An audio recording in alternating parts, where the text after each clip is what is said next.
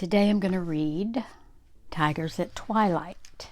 This is book number 19, Magic Treehouse by Mary Pope Osborne. Chapter 1, How Far Away? Jack and Annie walked past the Frog Creek woods on their way home from the library. "I miss Teddy," said Annie. "Me too," said Jack. "He's a really smart dog," said Annie. "Yeah," said Jack, "and brave." "And wise," said Annie. "And funny," said Jack. "And here," said Annie. "What?" said Jack. "Here." Annie pointed at the Frog Creek woods. A small dog with tan-colored fur was peeking out from the bushes. "Arf, arf," he barked. "Oh, wow, Teddy," said Jack. The little dog ran off into the woods. "Let's go," said Annie. She and Jack raced after Teddy. The Frog Creek woods glowed with late afternoon sunlight. The dog ran between the trees and finally stopped at a rope ladder. It hung from the tallest oak tree and led up to the magic tree house. Teddy waited for Jack and Annie to catch up. He panted and wagged his tail. "Hi, you!" cried Annie. She picked up the little dog and hugged him. "We missed you." "Yeah, silly," said Jack. He kissed Teddy. Teddy licked his face. "Is it time to get our third gift?" asked Annie. Teddy sneezed, as if to say, "Of course." Annie grabbed the rope ladder and started up. Jack put Teddy inside his backpack and followed. They climbed into the treehouse. There was the note from Morgan Le Fay. It was on the floor, just where it had been 2 days ago. Jack let Teddy out of his pack. Annie picked up the note and read, "This little dog is under a spell and needs your help. To free him, you must be given 4 special things. A gift from a ship lost at sea, a gift from the prairie blue, a gift from a forest far away, a gift from a kangaroo. Be wise, be brave, be careful. Morgan." Jack touched the first 2 gifts, which they had already gotten. A pocket watch from the Titanic and an eagle's feather from the Lakota Indians of the Great Plains. "Now we have to get the gift from a forest far away," said Annie. "I wonder how far away," said Jack. "I know how to find out," said Annie. "Where's our book?" She and Jack looked around the treehouse for one of the research books that Morgan always left them. "Arf, arf!" Teddy pawed a book in the corner. Jack picked it up and read the title, "Wildlife of India." "Oh, man, India," he said. "That's very far away." "Let's get going," said Annie, "so we can free Teddy." Jack pointed at the cover of the book. "I wish we could go there," he said. The wind started to blow. The treehouse started to spin. It spun faster and faster. Then everything was still, absolutely still, but only for a moment. Chapter 2, Ka and Ko. The warm air burst with sound. "Ka-ko! Ee-ee! Ack-awk!" "What's going on?" said Jack. He and Annie looked out the window. The sky was lit by an orange glow as the sun went down. The treehouse was in a tree by a stream at the edge of a forest. The wild screeching and cawing came from the forest's tall, leafy trees. Just then 2 creatures leaped onto the windowsill. "Ah!" Jack and Annie yelled, jumping back. Annie burst out laughing. "Arf, arf!" Teddy barked. 2 small monkeys peered at them. Their dark faces were framed with light gray fur. They looked as if they were wearing tiny parkas. "Hi," said Annie. "I'm Annie. He's Jack. And he's Teddy. What are your names?" "Caw-caw, caw-caw," the monkeys chattered. "Cool," said Annie. She turned to Jack. "Her name is Caw, his name is Co." "Oh, brother," said Jack.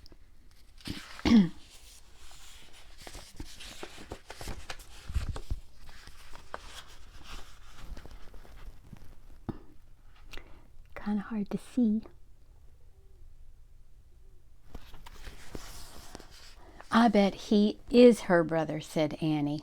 Caw and Co whooped as if laughing at Annie's joke. Their yellow eyes twinkled. "We came to get a gift from the forest," said Annie. "Do you know where we can find it?" The monkeys nodded and chattered. Then they started down the tree. Using their long tails and arms, they swung from branch to branch. They jumped to the ground and looked up. "Coming! Bring Teddy, Jack," Annie said. Then she started down the ladder. Jack quickly flipped through Wildlife of India.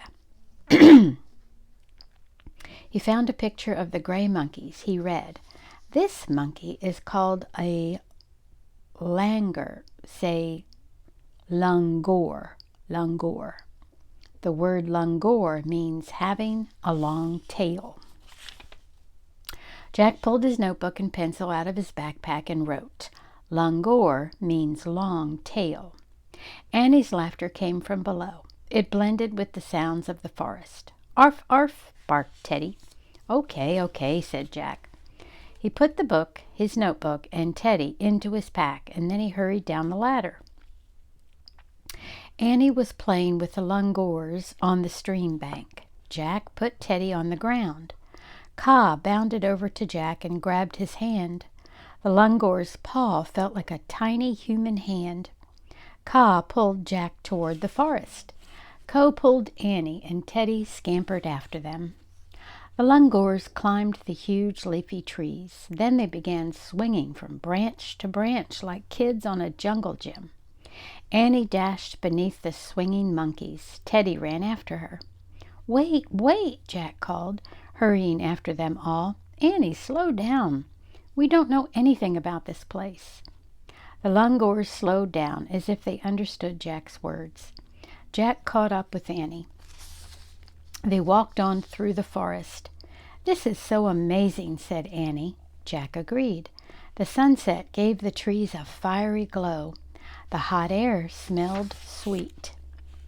Blue peacocks spread their tails. Yellow birds flew from tree to tree. Small deer ate red flowers in a clearing.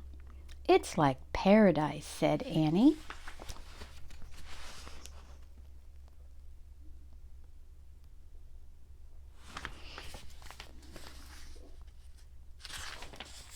"Yeah, but don't forget the title of our book, Wildlife of India," said Jack. "Wildlife means scary animals, too." Jack noticed long, deep gashes in a tree as they walked by. He stopped. "What happened there?" he said. Annie shrugged and kept walking. Jack pulled the book out of his pack. There was a picture of a tree with gashes. He read aloud, "Tigers sharpen their claws on tree trunks. They leave big gashes in the bark." "What?" said Annie. She stopped and looked back at the tree. "See what I mean?" said Jack. "Tigers live here, and one of them just came this way." Chapter 3. Life or Death. "Tigers," said Annie. "Cool." Jack read more. "A wild tiger eats almost 5,000 pounds of fresh raw meat a year." "Oh, not so cool," said Annie. Jack went on. "Tigers usually leave elephants alone, and like many smaller cats, tigers often avoid wild dogs." Teddy growled. "Wild dogs, not a shrimp like you," Jack said to Teddy. "A tiger would eat you in a minute." Teddy growled again. Just then Caw and Co began hooting. "Coo, coo, coo!" The peacocks cried, "Coke, coke!" The small deer made short barking sounds and stamped their hooves. "What's going on?" said Annie. "We better put Teddy in my pack," said Jack, "to keep him safe." Jack slipped the dog into his pack. Teddy's head poked out the top. "All set?" Jack asked the little dog. Teddy growled again. This time a deep, fierce growl answered back. It seemed to surround them. Jack's hair stood on end. "Yikes," said Annie. "A tiger," said Jack. "Arf, arf," Teddy barked. Ka and Co screeched at Jack and Annie from their tree. "They want us to join them," said Annie. "Come on." She grabbed a branch and climbed up. Jack's hands were shaking as he put his backpack on. He grabbed a branch and pushed off the ground. He pulled himself into the tree. Another growl shook the forest. "Oh, man," said Jack. "Coo, coo, coo," the lungors climbed higher up the tree. Jack and Annie followed them, climbing from branch to branch. The sky above was no longer glowing. The bright orange had faded to a twilight gray. Jack looked down. He couldn't see the ground at all. He listened for another scary roar. Only the cries of frightened forest creatures filled the air. "Maybe the tiger's gone," said Annie. Jack glanced at Ka and Co. The lungors cuddled together. Their dark faces looked worried. "And maybe not," said Jack. "How can we get through the forest without running into him?" said Annie. "That's a problem," said Jack. "And it's getting dark. Soon we won't be able to see anything." Ka and Co hooted again. They pointed down the tree trunk. "Arf, arf," Teddy barked from Jack's pack. "Do they see the tiger?" Jack asked, his heart thumping again. He couldn't see anything but leaves and branches. Then, far below, he saw the tree trunk move. "A snake," said Annie. The snake was slithering around the trunk. It had black and tan markings. The snake's body was as thick as the tree trunk. "A python," breathed Jack. The python kept curling up the tree trunk. "Is it poisonous?" asked Annie. Jack pulled out their book. By the last light of the day, he found a picture of a python. He read aloud, "The python is not a poisonous snake." "Whew," said Annie. "Not so fast," said Jack. He read more. "To kill its prey, the python squeezes it to death, then swallows it whole. A python can swallow an animal the size of a full-grown deer." "Oh, yuck," said Annie. "This is more than just yuck, Annie," said Jack. "This is life or death." Ka and Co chattered at Jack and Annie. "Not now," said Jack. "We have to think." The lungors grabbed thick vines. They leaned back. Then they jumped out of the tree.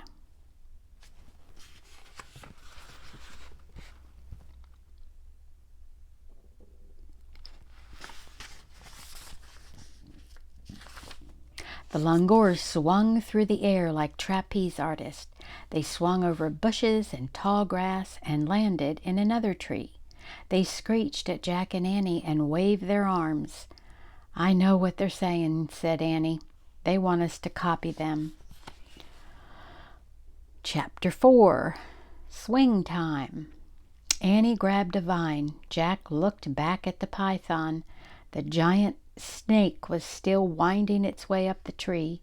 It had almost reached their branch. Jack took a deep breath. Then he grabbed a vine too. "Lean back like Ka and Co did," said Annie. Jack and Annie leaned back.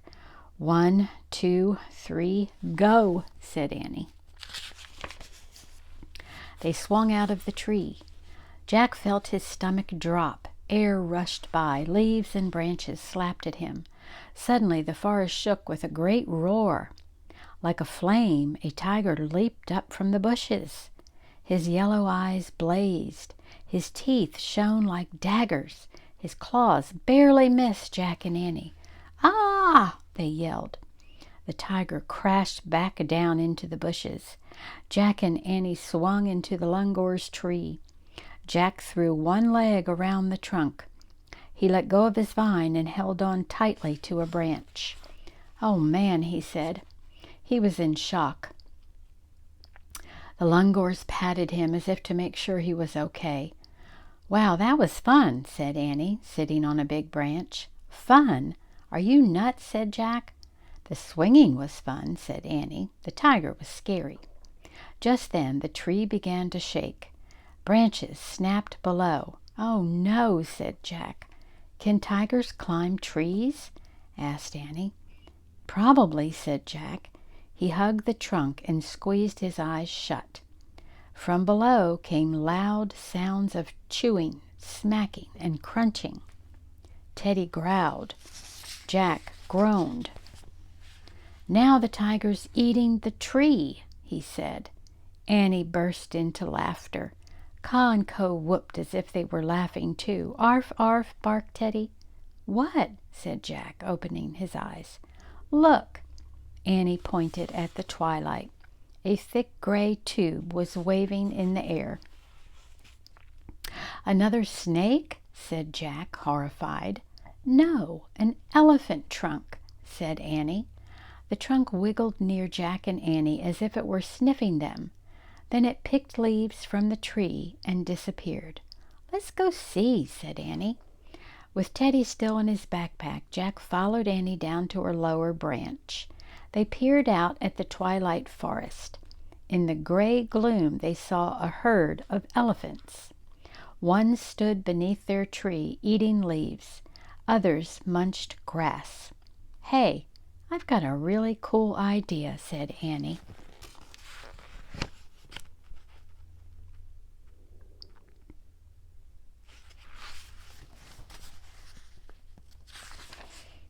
Chapter 5. "Uh-oh," said Jack. "What is it?" "I know how to escape the tiger," said Annie. "Our book said tigers don't attack elephants, right?" "Yeah," said Jack. "So we should travel through the forest on the back of an elephant," said Annie. Jack nodded slowly. "That is a cool idea," he said, "but—" "No buts. I'll get on first," said Annie. She climbed down the tree until she was close to the elephant's back. She carefully lowered herself off a branch. When her feet rested on the elephant's back, she let go of the branch. Then she slowly sat down. The elephant let out a low rumbling sound and shifted her weight. "Don't worry, it's just me," Annie said softly. She patted the huge creature's back. "Thanks, Saba." "Saba," said Jack. "That's her name," said Annie. "She just told me." "Yeah, right," said Jack. "Arf, arf," barked Teddy. "Come on, Jack," said Annie. "It's not scary." Jack sighed and slowly climbed down the tree. When he was above Saba, he lowered himself off the branch. He put both feet on the elephant. Then he carefully sat down in front of Annie. Saba rumbled again. "Tell her not to worry," said Annie. "Pat her head." "Don't worry, Saba," Jack said.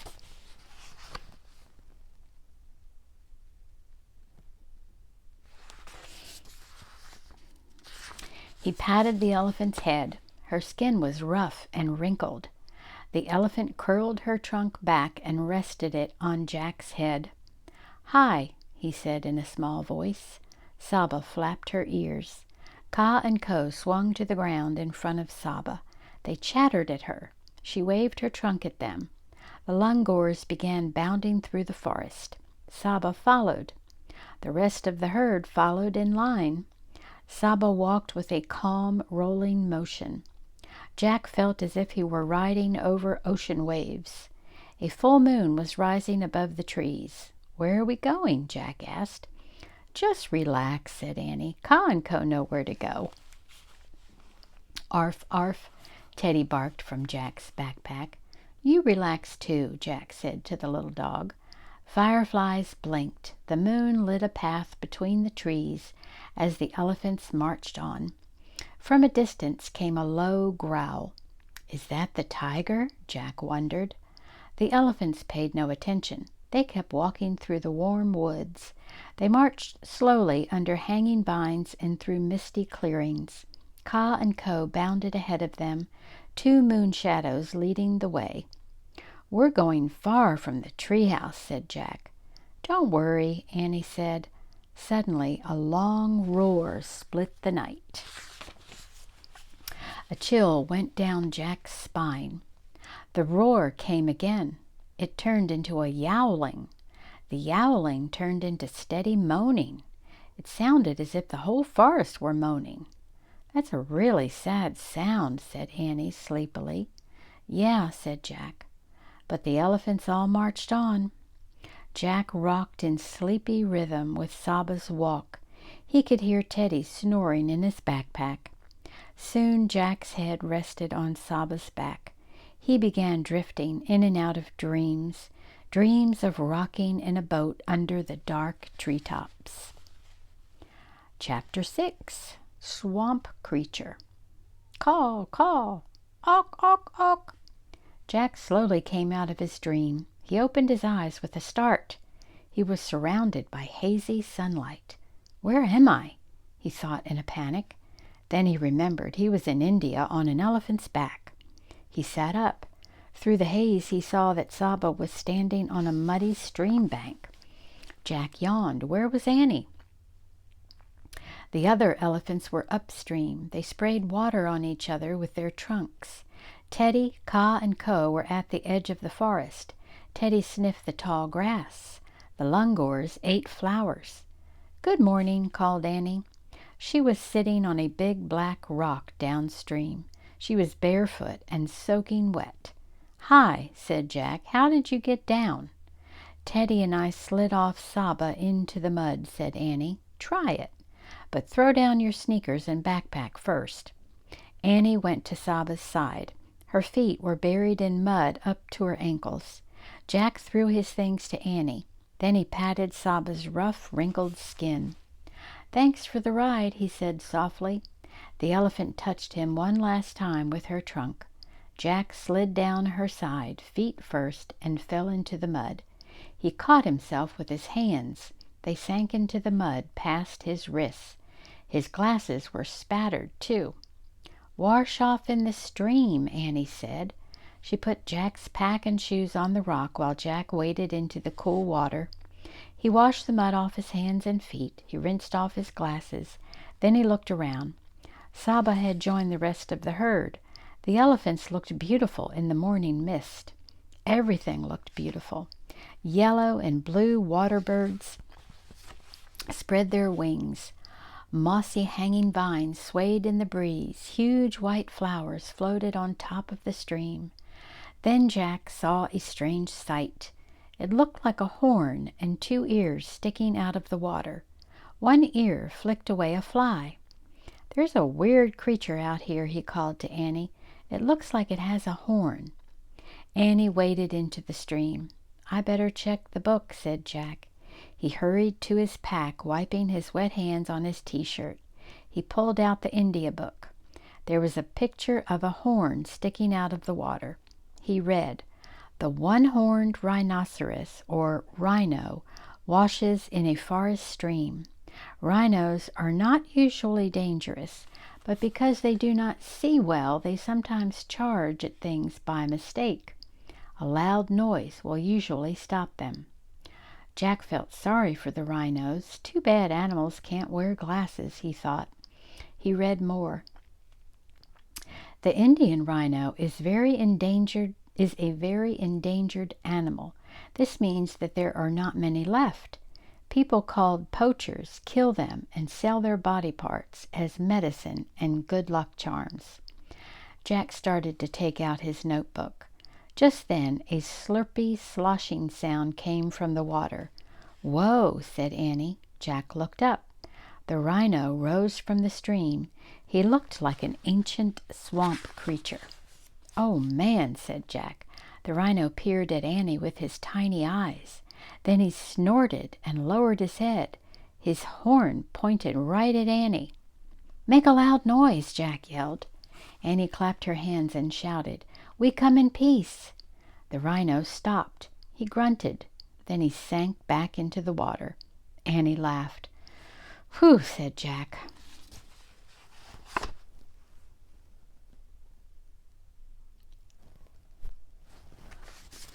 I better take some Notes about that big guy. "Arf, arf," Teddy barked from the edge of the forest.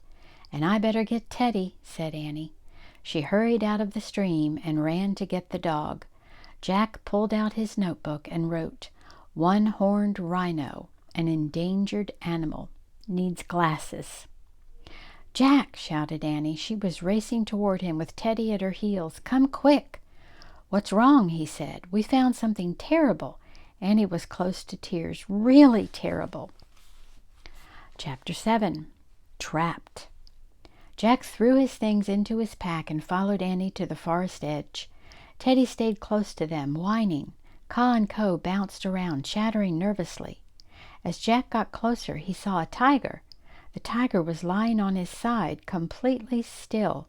His eyes were closed. His front paw was caught in a trap. "Is he dead?" said Jack. "No, he's still breathing," Annie said. A tear ran down her cheek. "He's worn out from struggling. He must have gotten caught last night. That's the sad sound we heard." "What can we do?" said Jack. "We have to free him," said Annie. She started toward the tiger. "Wait, wait!" Jack grabbed her. "Tigers eat people, you know." He took a deep breath. "Let's see what the book says first." "Hurry," said Annie. Jack opened their India book. He found a chapter called Tiger Traps. He read, "Poachers catch Indian tigers with steel traps. This is against the law. After trapping a tiger, they kill it and sell the body parts for money. Like the rhino, the tiger is a very endangered species. If the killing does not end, they both face extinction. Extinction means that someday there may be no Indian tigers or rhinos left on Earth." "Oh man, we do have to save him," said Jack. Under the writing was a picture of a steel trap used to catch tigers. Jack studied it. It looked horrible and deadly. "Okay," he said. He showed the picture to Annie. "Here's the plan. I'll push down on this part. The trap will spring open. Then you pull his leg out. Got it?" "Got it," said Annie. "Sit, Teddy." The little dog sat. The Lungors watched silently as Jack and Annie moved closer to the tiger. He was the most majestic creature Jack had ever seen. His huge head was a dark orange color. He had perfect black and white stripes around his wide face. The leg in the ugly steel trap was bleeding. Slowly, silently, Jack pushed down the lever. He raised the bar off the tiger's leg. The tiger kept sleeping. Slowly, silently, Annie freed the tiger's leg. She stroked his fur gently. "Get well," she whispered. The tiger didn't move. Slowly, silently, Jack and Annie stood up. They turned around. They started tiptoeing back toward the Lungors. "Coo, coo, coo," warned Ka and Ko.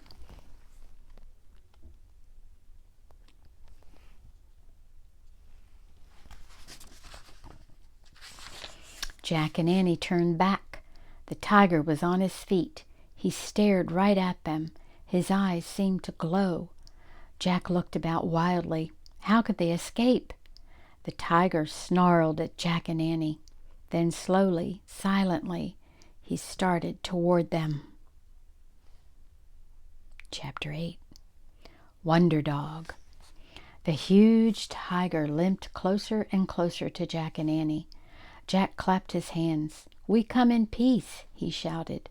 But the tiger didn't turn away. His eyes blazed, his lip curled. "Arf, arf," Teddy barked fiercely at Annie.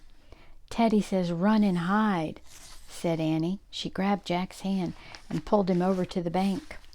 "Wait, what about Teddy?" he cried. "Don't worry," Annie said. She pulled Jack down behind the black rock. "What about Teddy?" Jack asked again. "He's okay, he told me," said Annie. Jack heard Teddy's barks turn to fierce growls. "Arf, arf, grr, grr." The growls grew louder and louder. "That doesn't sound like Teddy," said Jack. Then suddenly there was silence, a strange silence. "Teddy?" Annie asked. Now she sounded worried. Annie raised her head. She and Jack both peered over the rock. Teddy stood tall and brave in the grass. The tiger was limping away. He disappeared between the trees.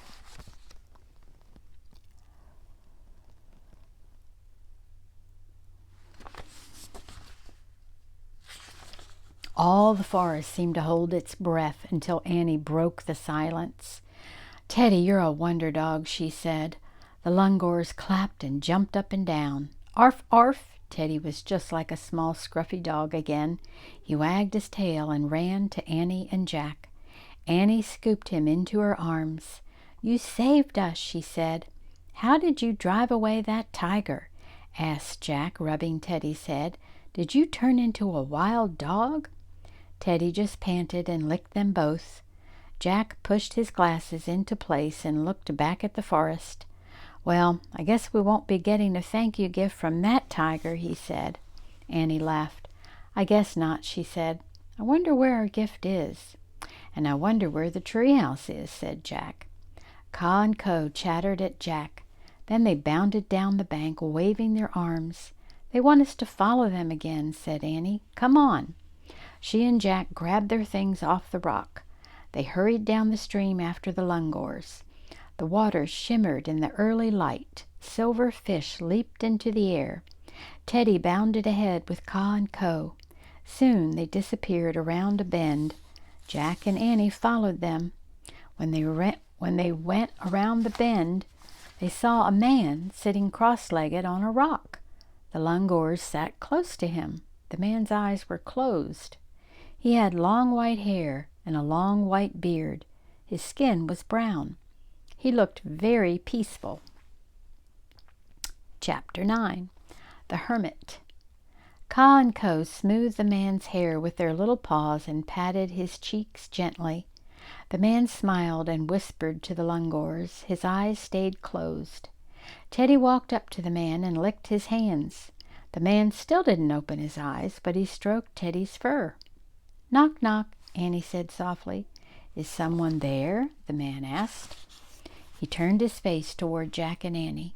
Now his eyes were open, but he did not seem to see them. Jack realized that the man was blind.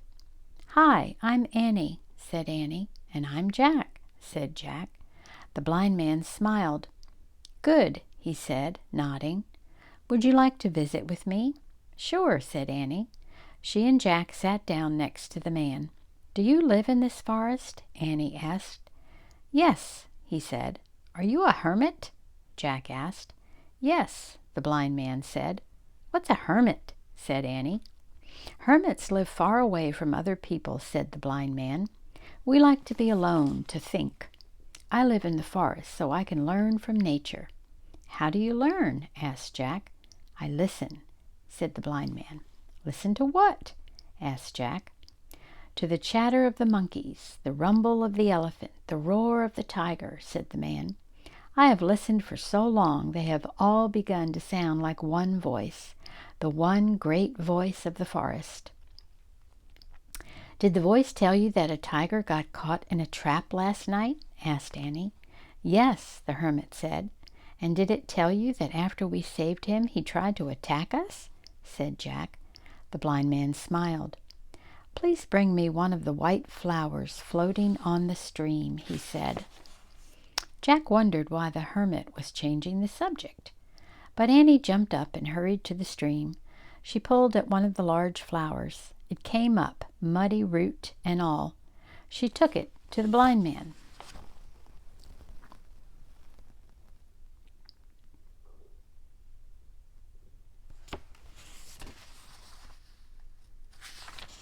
"Thank you," he said. The man touched the flower's large white petals and its dirty root. "This perfect lotus blossom grows from dark, thick mud," he said. "Its beauty cannot live without its ugliness. Do you understand?" "Yes," said Jack and Annie. "When you saved the tiger, you saved all of him," said the blind man. "You saved his graceful beauty and his fierce, savage nature. You cannot have one without the other." "Oh, right," said Jack. "Take this lotus as a thank you gift from all the forest for saving our fierce friend," said the blind man. "Our world would not be complete without him." Annie took the gift from the hermit. "A gift from a forest far away," she said. "Arf, arf!" Teddy wagged his tail. The Lungors clapped. "We can go home now," said Jack, "if we can just find the way." "Do not worry," said the blind man. "Your house in the trees is close by." The elephants walked in a large circle. "So you are back at the place where you started." "Really?" said Jack. The blind man pointed to the sky. There was the magic tree house, high in a nearby tree. "Oh, great!" breathed Jack. "I told you not to worry," said Annie. She and Jack pulled on their socks and shoes and stood up. Before they left, Annie touched the hand of the blind man. "Thanks for everything," she said. The man held her hand for a moment. Then he took Jack's hand. Jack felt a wave of calm wash over him. "Thank you," he said to the blind man. Ka and Ko chattered and held out their long arms. Jack and Annie hugged the two Lungors. "We'll miss you," said Annie. "You were great tour guides," said Jack. "Goodbye." Then he and Annie took off for the magic treehouse, with Teddy scampering after them. At the rope ladder, Jack put Teddy into his pack and climbed up. Annie carried the lotus blossom as she followed them. Inside the treehouse, Jack picked up the Pennsylvania book. But before he made a wish, he looked out the window with Annie. In the distance, they saw Saba and the other elephants bathing in the stream. They saw Ka and Ko swinging on vines. They saw the tiger sunbathing in the grass, licking his sore leg. They saw tiny deer grazing. They saw bright birds in the trees. They saw the blind man sitting in front of his cave. He was smiling. Jack opened the book. He pointed to a picture of the Frog Creek woods. "I wish we could go home," he said. The treehouse started to spin. The wind started to blow. It blew harder and harder. Then everything was still, absolutely still. Chapter 10.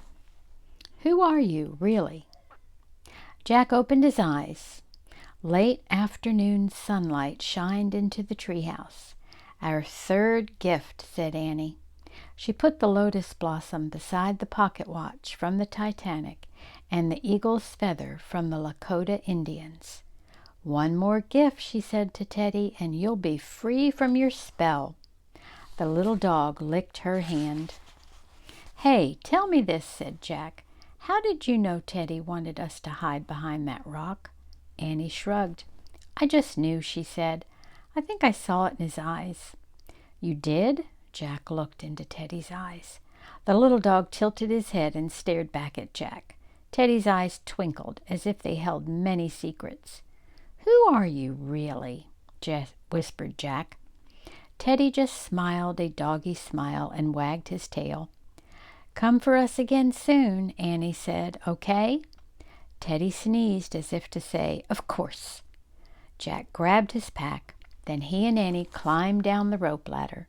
When they stood on the ground, they looked up. A little black nose was poking out the treehouse window. "Bye," they called. "Arf, arf." Jack and Annie took off between the trees. Birds sang in the twilight. Squirrels scampered playfully through the leaves. The Frog Creek woods were very tame after the forest in India. Soon they came to their street. As they walked to their house, the last bit of daylight was slipping away. Before they went inside, Jack and Annie sat on their steps. "I have 2 questions," said Jack. "If the hermit couldn't see, how did he know about the treehouse?